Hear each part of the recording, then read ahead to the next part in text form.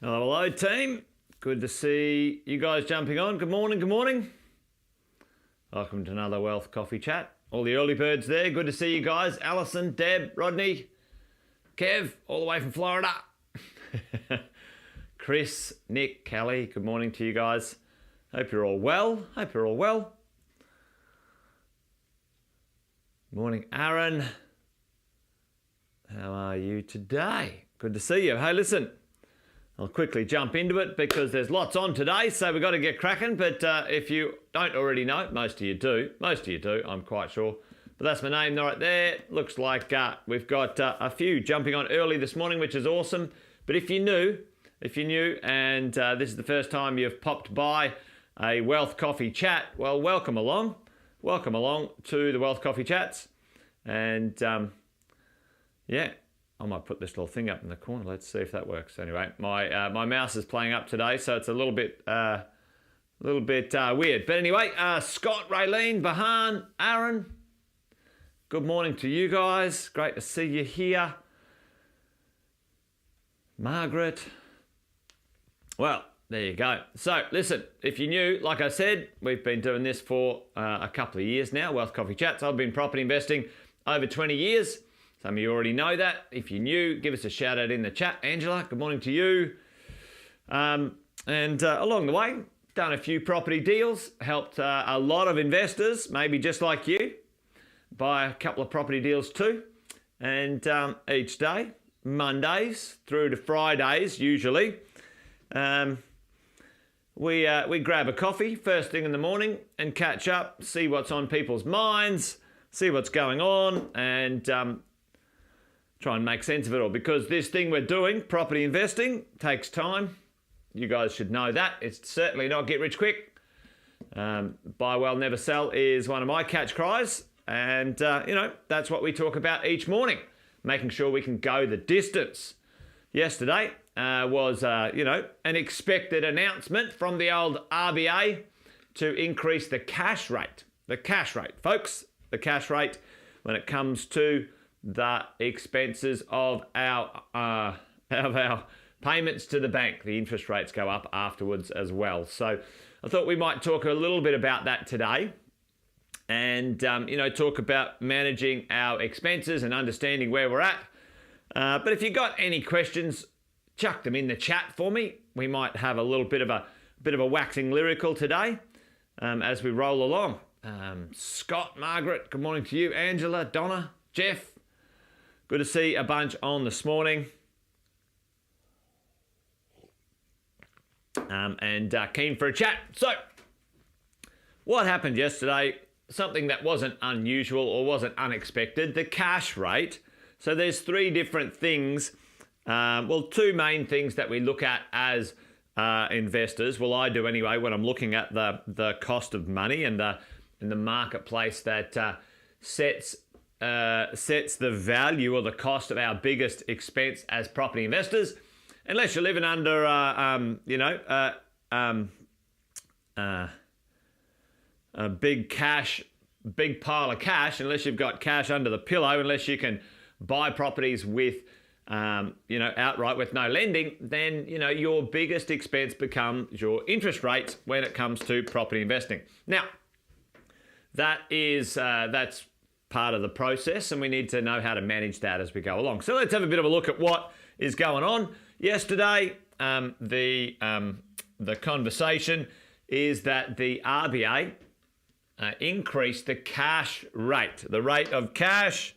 I'm going to make that a better color so we can see it. The cash rate yesterday by 0.5%. Now, what I understand, and I've been doing, a little bit of connecting with people that I trust in this space, the cash rate, folks, is certainly going to continue to go up over the next little while. What the people that I trust and talk to, my go-to experts who aren't, the media, aren't the newspaper, but people who actually do this stuff for a living, the cash rate at the moment, by the end of the year, will likely be at around, I'm going to put it over here, 3.5%. That's the likely trajectory of the cash rate now. So yesterday, another 0.5%, so it's at 2.5%, right? Now, why is that important to us as property investors? Tell me right now. I think I've had this chat with a few of you guys before. If the cash rate, so let's say this, the cost, and it's not exactly like this, so anyone who's really sort of finicky about the details of this, don't carry on like a pork chop. This is kind of concept overview, not necessarily perfect, right?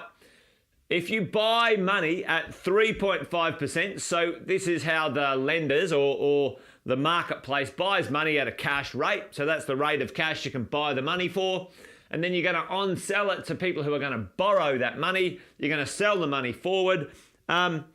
What interest rate, what margin, what would you put on top of the cost of that money to lend it to other people? Now, there's kind of an average standard on cost or an on top of the cash rate that is being widely accepted across the industry. Who knows what that is? Put that in the chat for me right now. Put that in the chat for me right now if you do know what it is, and see if you guys have been following along in the past when we had these conversations. Myself and Andy Fenton, we talk about the cash rate and the cost of bonds often, because that's a leading measure. It's an indicator that where the interest rates. Yep, that's right, Kelly. That's right. So what we can expect, team, yep, Nick, 2% margin. That's it. So what we can expect, this is kind of the understanding that most smart people I respect is telling me, and myself and Andy have double checked a bunch of this stuff as well, that we could expect, let's say by the end of the year, early next year, the cash rate to be 3.5, you add the 2, and the interest rates to be around about, 5.5%, okay? So that's where we're headed, folks. That's where we're headed. That seems very, now it could be plus or minus, it could be less, maybe 5%, it could be a bit more, 6%.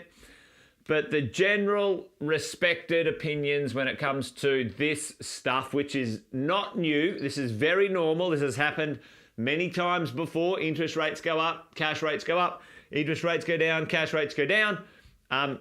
That's where we're headed, okay? All right, so that's kind of where we're going. Can we get ahead of it? We've had these conversations and chats before. The answer is yes, you can manage that as you go along. Yeah, exactly, Nick. Come on, let's have a serious conversation for a minute or two. 5% interest, seriously? That's still cheap money, ladies and gents. Super inexpensive money. That's super inexpensive money, okay? Now, the challenge for some of us, let's say if the first time we've ever purchased and borrowed was, 12 months ago, well, that's kind of like a bit scary, isn't it? Like, it's like, oh, this is the first time I've ever borrowed, maybe my costs are going to go up. And yep, also the general consensus is, and it's happened every single time the RBA has ever done this in history, so, it's probably a good indicator. They go over the top, so they put it up too far, and then they drop it down, okay? So by the end of 23, so by the end of next year, the general consensus is that this should come down to around about the 4.5%. So that's kind of the version of the world anyway. 4.5 to 5%. Okay. I still think that's really inexpensive money. I think that's a great place for it to be. There's plenty of margin, there's plenty of movement, and the true cost of owning real estate will now express itself in the rents, express itself in the values, and away we go. All right. So that's where we're headed, team, as we go. Now, one other thing to notice here, and this is kind of like, sometimes this might be a bit boring, but it's good to know. When you see the 3-year bond rate, and this is a big shout out to Tim Timmy Boyle, he gives me these charts. He's awesome. Thanks, Tim. The 3-year bond rate, ladies and gents, 3-year bond rate, the 3 to 10-year bond rate, this is where we're saying, all right, well, that's where it's going to end up, okay? Because the market is future buying the cash rate, okay? Anyway, I'm not going to dive deep into that one because that's probably a bit too much for today. But let's have a look. Let's talk about, how we manage this as investors, how we manage this, and what we should be doing. Now, as investors, for all of you, okay, there is one thing that we talk about all the time. Any property investor who ever buys a property, who works with us in our coaching, there is one thing, and it starts with a B, U-F-F-E-R is how you spell it. We talk about it all the time. Every single property you own should have a what? Put that in the chat for me. Should have a cash what? Okay, cash buffer. Buffer. All right. Cash buffer. Depending on your comfort factor, if you worked with us or you purchased a property a year ago, 2 years ago, 5 years ago, you should have a buffer, and you will if you work with us in coaching. Buffer, exactly. Now, there you go. Minimum 5K every single investment property you own. Minimum liquid cash in a buffer, let's say in your offset account, etc. Minimum 5K. Might be 10K. Now, it doesn't mean that you thanks Jeff. Yep. So it doesn't mean that that's the only amount that you get to. That's the starting point. A starting point. What do we do? And I'll get to a point about how we manage our cash flow going forward as well in a minute. But let's say we get to a point. Let's say for the last 2 years, let's say 20 and 21. Tell me the average interest rate in the chat right now in the last 2 years. The last 2 years. Tell me the average interest rate you guys have experienced. You might have even got it yourself for the last 2 years. Chuck that in the chat for me, because this is my point, and then we'll talk about how we manage going forward, all right?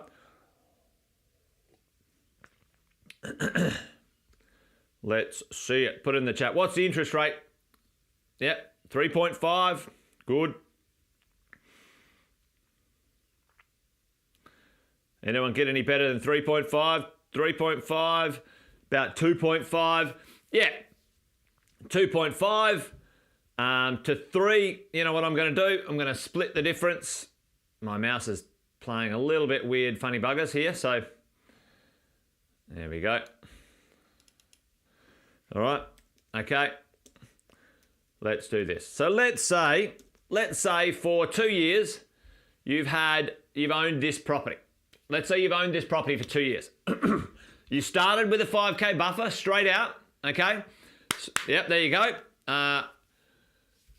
Anita's 2.8, 2.9, perfect. All right, we're going to split it at 3, all right? You start with a 5K buffer when you buy the property. Here's a general property, 609. This is one I helped someone buy not so long ago. A house. This is how it worked. They used equity. Their total loan, their total borrowed funds, $640,000, etc. $550 a week rent, okay? Now, this was 2 years ago. What's the cash flow on this property as we look at it? Let's have a bit of a sticky beat, right? So, what can we see here? What can we see in the property? Before tax cash flow, you can see right there. And more importantly, have a look at this. Tell me the number you can see after tax cash flow. So 7,000, let's round it up to 8,000. Is everyone cool with that? All right, can you see that, ladies and gents? After tax cash flow, 7,998. All right, can you see it? So we started with, let's say we own this property. Let's say from day 0, year 1, we had 5K. Year 2, year 3. Okay, 5K. Now let's add 8K to the 5. Okay, that's 13. All right, let's add another 8K to that. That's 21. So by year 3, following along, by year 3, we should have a 21K buffer sitting in our property right now. Everyone, okay, following along? All right, what comes along right now? And this, listen, let's have it, like your buffer, your cash flow, your positive cash flow after tax, any money that you make out of your real estate in the acquisition phase is not for you to go on a holiday. You listening? It's not. It's to go back into your buffer account for creating more deposits and, more importantly, making sure that you can cover some challenges in the future exactly like this. All right? So now this could be, you know, for some of you guys, you're sitting there, Jason, telling me how to suck eggs right now because, you know, the horse has bolted on me. But hey, listen, sometimes we need a little dose of reality when it comes to, you know, where we're at. So let's say right now, let's say for a fact, you can get 5.5%. Let's go 5.5%. And let's say, because this is true also, let's say your rent will go up, because it should and it will. Oh, my mousie's playing up the damn thing. All right. It's disappeared on me. Give me a second, folks. Give me a second. I'm just going to get another device here. Hopefully this one will work a little bit better. Anyway, let's see. All right, here we go. Yeah, that works a little better. All right, so rent. Let's go. It's going to go up $100, $650. So that's what it looks like now. That's what our numbers look like now. Let's go and have a look at our properties income as we go. Pre-tax cash flow, right? Pre-tax cash flow, negative $9,000. Your after-tax cash flow, or your after-tax cash flow, 128, right? That's still pretty good.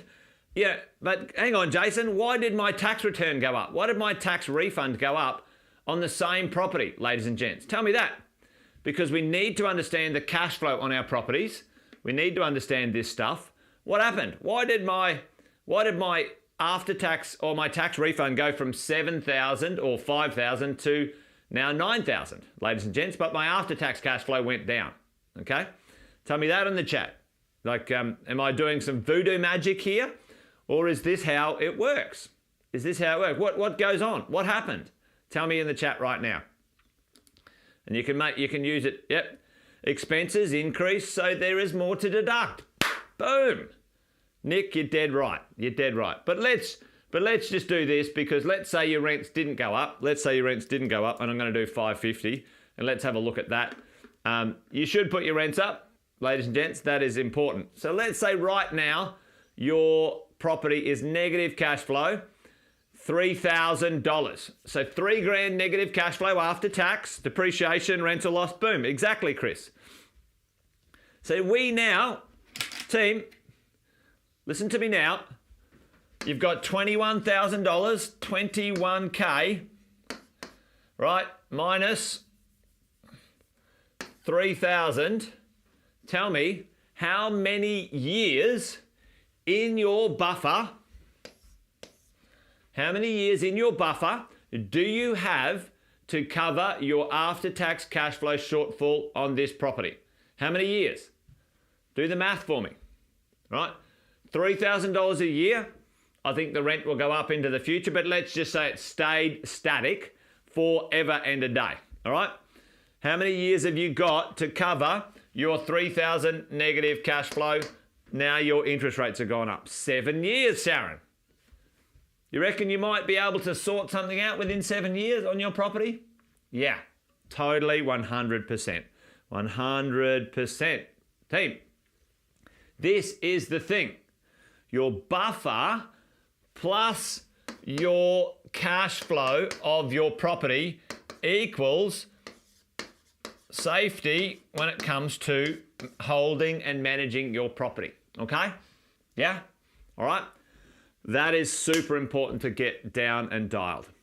Okay? All right. What happens if you've messed your buffer up? You've spent your buffer. You didn't even start with a buffer. You bought a property that wasn't cash flow positive, etc., etc. Dead right, Nick. Yeah, dead right. It's certainly time for the interest rates to, settle themselves into a bit more of a longer term sustainable number. That is for sure. There you go. All right, so what can we do? What can we do to reset where we're at? Sharon's saying it right there. One of our coaches, Sharon, is awesome. Listen, you can reset your loans right now. Refinance back out to 30 years. I'm 10 years in. I've only got 20 years left. Don't worry about it. You can pay it off in 10 years if you want. It's the cash flow commitment to your loan length. So refinance your loans and your loan length. You can reset a P&I to interest only if that works for cash flow. Put your rents up and make sure you claim your taxes, PAYG tax, weekly, fortnightly, monthly, folks. That will help you with your cash flow.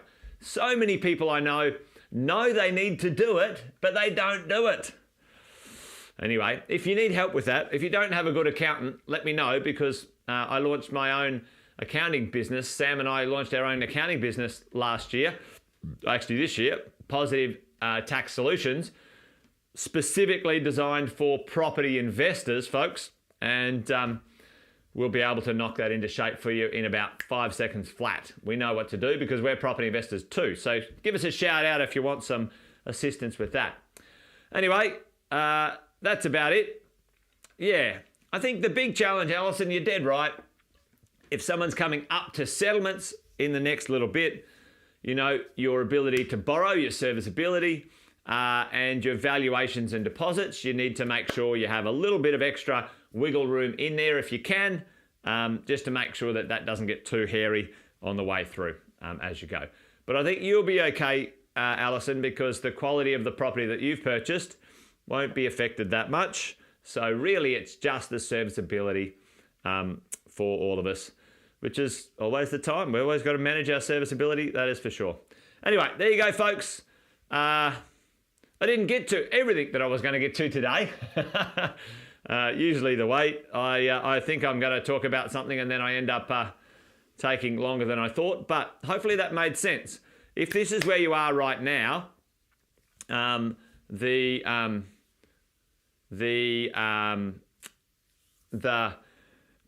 this is where you are right now, then, make sure you manage that sort of stuff, Sarah.